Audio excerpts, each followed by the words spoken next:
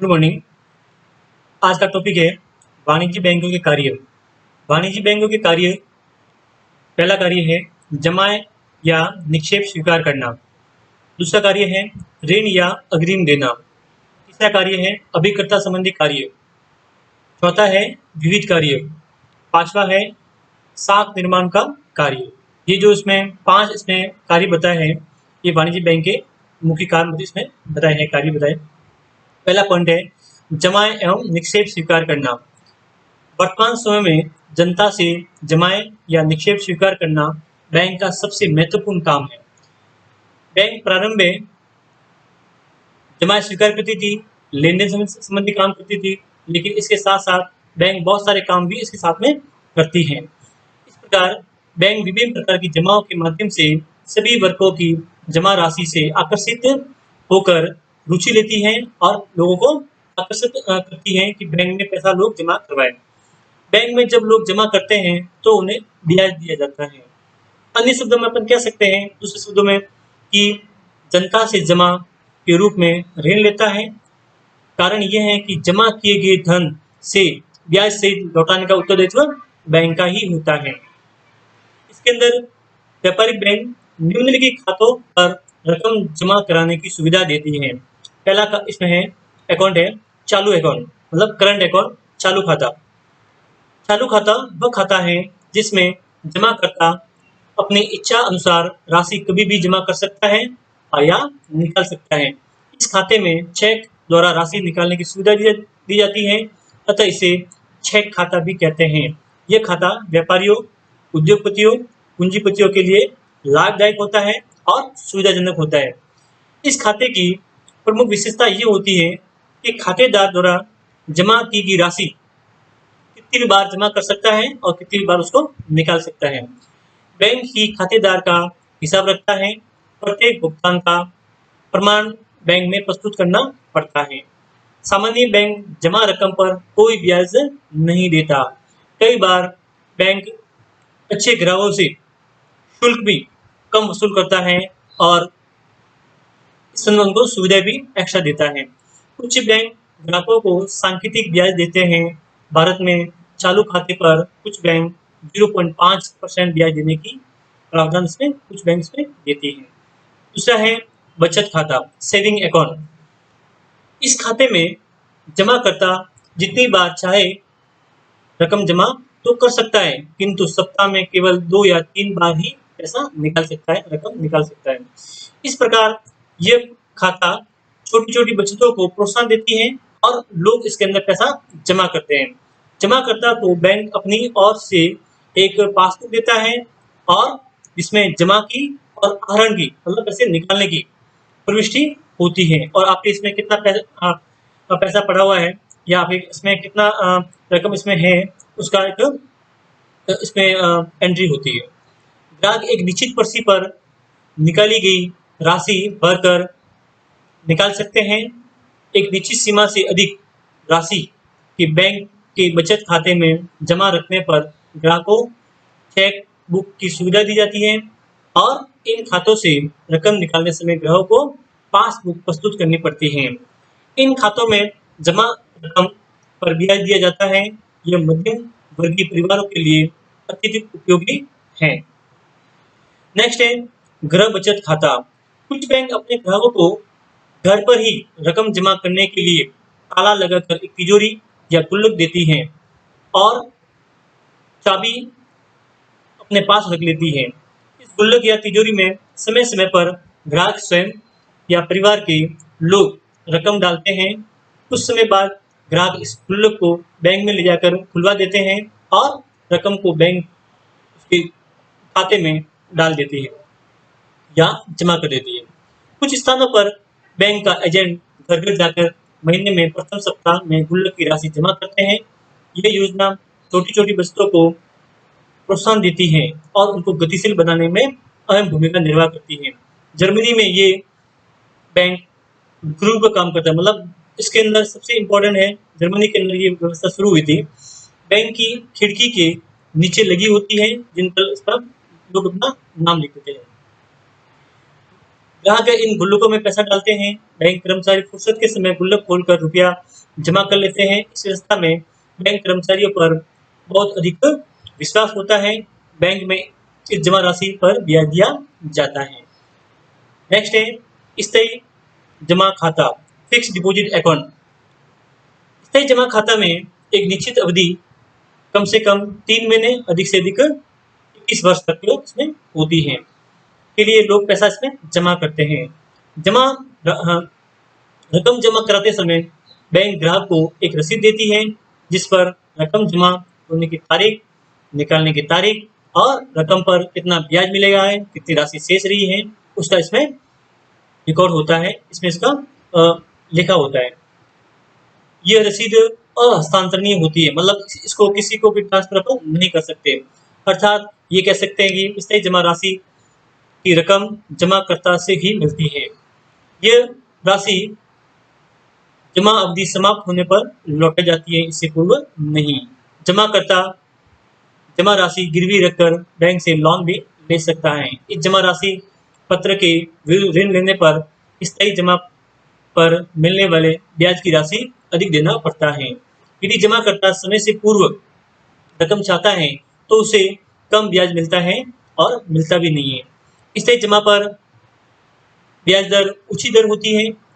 हाँ, इसमें रकम जितनी अधिक समय के लिए जमा की जाती है उतनी ही अधिक उसमें ब्याज मिलता है। नेक्स्ट पॉइंट है ऋण और अग्रिम देना। ऋण और अग्रिम देना, इसके इसके अंतर्गत अपन बात करेंगे। ये दूसरा पॉइंट है। बैंकों का एक महत्वपूर्ण कार्य है वास्तव में जमा प्राप्त करना, ऋण प्रदान करना। इन दोनों कार्यों पर वर्तमान का संपूर्ण ढांचा खड़ा हुआ है। व्यापारिक बैंक प्राय उत्पादक कार्यों के साथ साथ उपभोक्ता वस्तुओं के लिए ऋण देते हैं। इन ऋणों की ब्याज दर ऊंची होती है। इसी ब्याज से बैंक का खर्चा चलता है, बैंक का मैनेजमेंट, बैंक का खर्चा पूरा चलता है। अब ऋण देते समय कौन कौन सी सावधानी बरतनी पड़ती है, वो सबसे इंपॉर्टेंट है। पहला पॉइंट है तरलता, लिक्विडिटी। बैंक में जितनी भी नकद जमा होती है उसका एक निश्चित भाग बैंक को अपने पास में रखना पड़ता है, ताकि वह जमाकर्ताओं को या जमाकर्ताओं की मांग पर उसकी पूर्ति कर सके। इस प्रकार की नकद मुद्रा बैंक की तरलता कहलाती है। तरलता की सुदृढ़ स्थिति को बनाए रखने के लिए सभी व्यापारिक बैंकों को निम्नानुसार केंद्रीय बैंक के पास में एक निश्चित अनुपात में धनराशि, जिसे CRR कहा जाता है। और सेंट्रल बैंक का मतलब क्या होता है? केंद्रीय बैंक। केंद्रीय बैंक मतलब RBI, reserve bank of India के पास में पैसा जमा करना पड़ता है, तो CRR कहते हैं।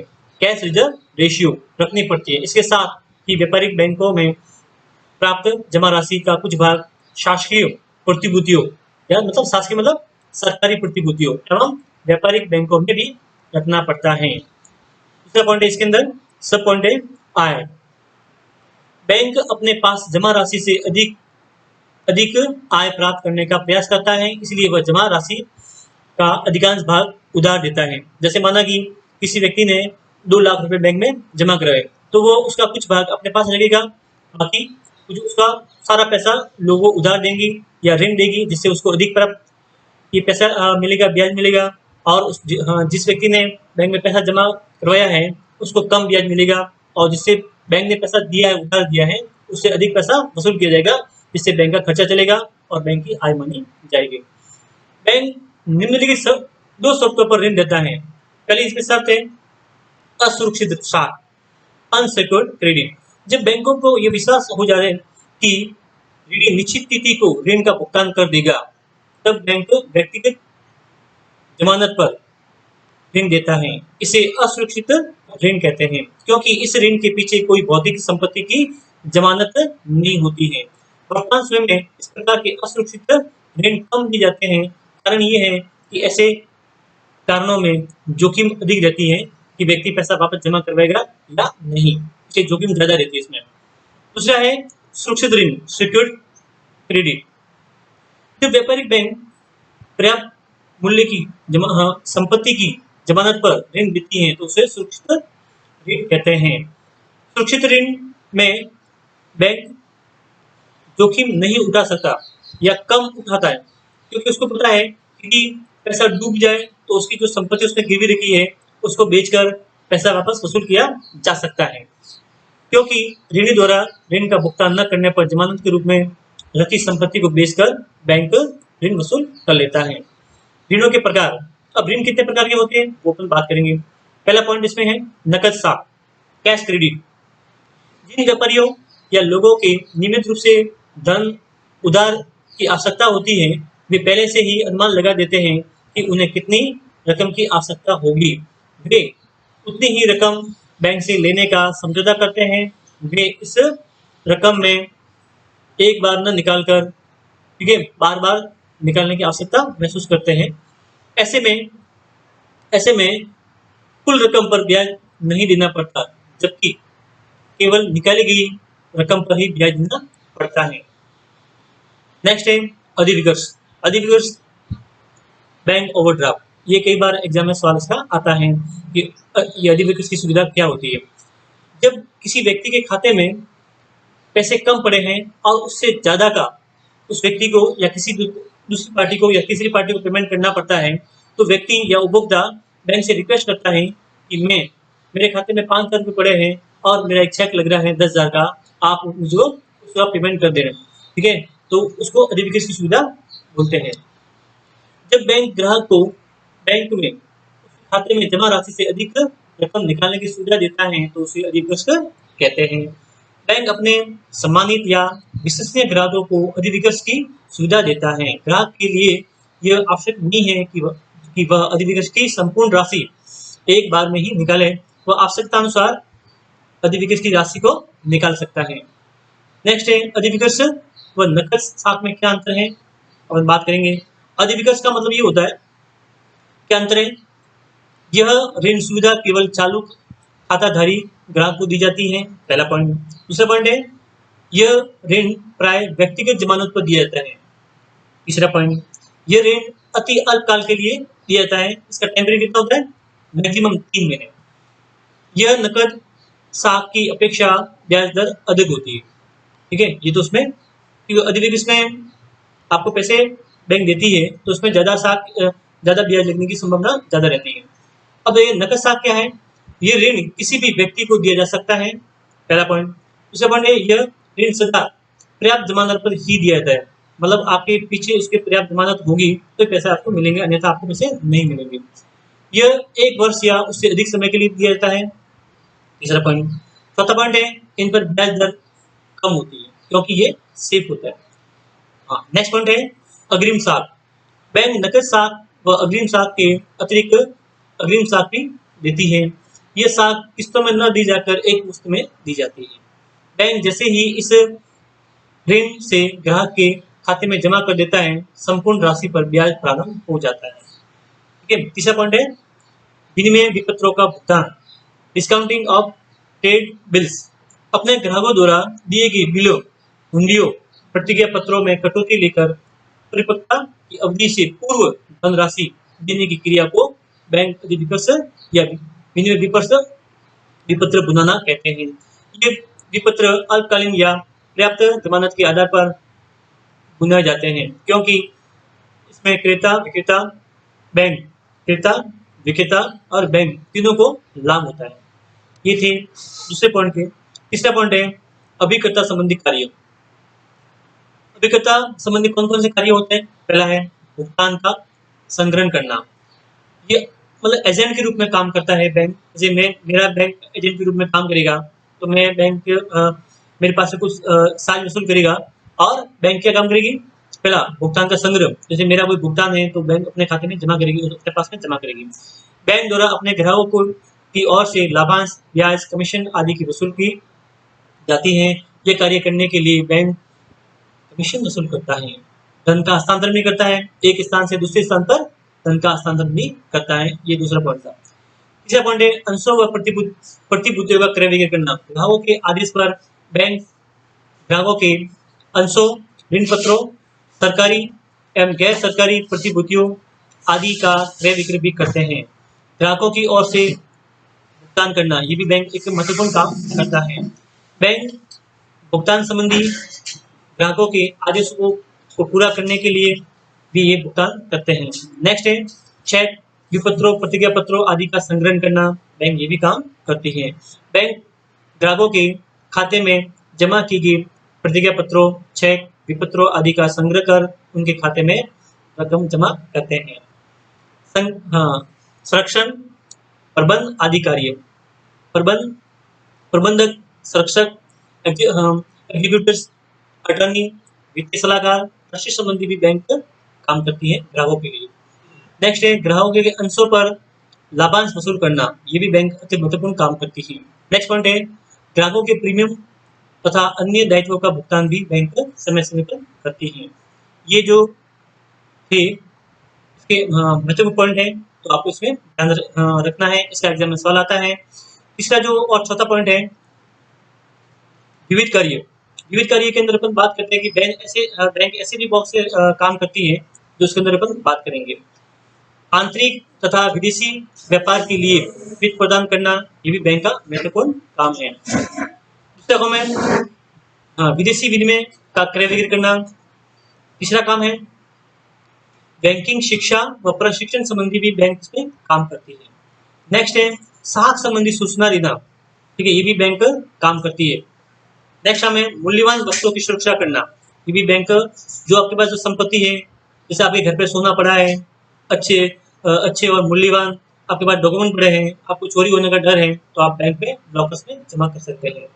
आंकड़ों का संकलन करना, प्रकाशन करना, ये भी बैंक महत्वपूर्ण काम करती है। मतलब बैंक के जितने भी लेन देन हुए हैं, जैसे एसबीआई है, तो एसबीआई का ऑल इंडिया लेवल पर जितने भी ट्रांजेक्शन हुए हैं, किस किस को उसने पैसा उधार दिया है, किसी से पैसा प्राप्त किया है, कितना लोन है, कितना एनपीए है, ये सारे आंकड़े बैंक के पास में होते हैं और इनका संकलन करती है और बैंक उसको प्रकाशन भी करती है।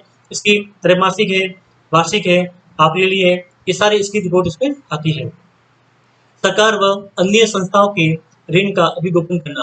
अभिगोपन का मतलब ये होता है कि जब कंपनी के ऋण कंपनी नहीं बेच पाती है या उसके ऋण उसके अंशों का क्रय विक्रय नहीं हो पाता है, तो बैंक इनकी गारंटी देता है और इसके बेचने का प्रयास करती है, उसको अभिगोपन बोलते हैं। बैंक सरकार तथा अन्य संस्थाओं के ऋण का अभिगोपन करने का भी कार्य करती है। फिर यात्री चेक, ये भी सबसे इम्पोर्टेंट है। यात्री चेक का साख की सुविधा देना।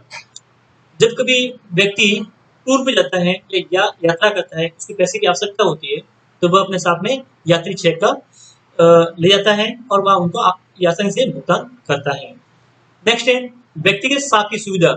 बैंक व्यक्तिगत साख की सुविधा भी प्रदान करते हैं, इसी के आधार पर अग्रिम ऋण भी देते हैं। वित्तीय विषयों पर परामर्श। आपको वित्त संबंधी किसी भी प्रकार की जानकारी प्राप्त करनी है तो आप बैंक से संपर्क कर सकते हैं और बैंक आपको सलाह देगी कि किस कंपनी में या किसमें कितने शेयर में, डिबेंचर में ठीक है पैसा जमा करना है, तो आपको ये भी सुविधा देती है। आप किसी भी प्रकार की बैंक वित्त संबंधी जानकारी प्राप्त करनी है तो बैंक से संपर्क कर सकते हो और उनसे वित्तीय सहायता प्राप्त कर सकते हो। सूचनाएं एवं सलाह देना, ये भी आपको सलाह दे सकती है बैंक कि किसमें कितना पैसा है और कितना लाभ हो रहा है, कितना हानि हो रही है, कहाँ पैसा लगाना चाहिए, ये भी इसके अंदर अति महत्वपूर्ण पॉइंट है। नेक्स्ट है विनिमय विपत्रों को स्वीकार करना, ये भी अति महत्वपूर्ण है। नेक्स्ट है साख का निर्माण करना। साख का निर्माण करना मतलब कोई भी व्यक्ति बैंक में पैसा जमा करवाएगा, उसके बाद में बैंक को उसको ब्याज देना पड़ता है, तो बैंक क्या करती है, बैंक अपने पास में उसका पूरा का पूरा रुपया अपने पास में न रखकर, रकम का पूरा अपने पास न रखकर उसका मैक्सिमम भाग लोगों को उधार देती है, जिससे बैंक को अधिक आय प्राप्त होती है। इसी प्रकार बैंक आगे से आगे उसको पैसा उधार देगी, जिससे उसको अधिक लाभ होगा और बैंक अधिक से अधिक उसको भुनाने का प्रयास करेगा, उनको पेमेंट कर पाएगा। ये जो पॉइंट थे आज के व्यापारिक बैंकों के कार्य संबंधी अपने बात की है। इस संदर्भ में आपको कोई पॉइंट है, आपको समझ में नहीं आया है, तो आप मुझे सवाल पूछ सकते हो।